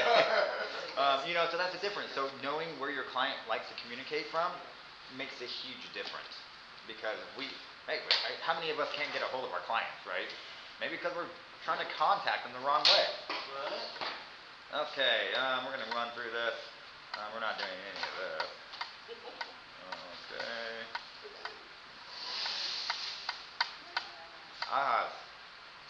Kevin, you were so great. Oh my God. Yeah, just having like all the information, when showing a listing or, Mhm. like just be ready. Yeah. Good. I like some of your experiences that you actual experiences. Yeah. That you didn't think about, and then you go as it happened to you.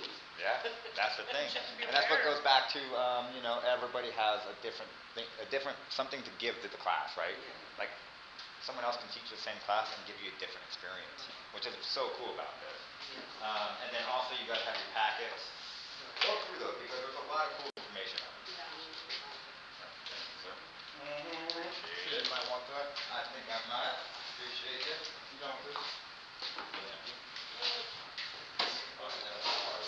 No, thank you. Nope. Nope. You're already 5 minutes late. You're already late. You're already late. Sorry. We got 5 minutes? Thank you. Go ahead. Great job. Yeah, it was Yeah, it was good. Thank you. Just have to Welcome.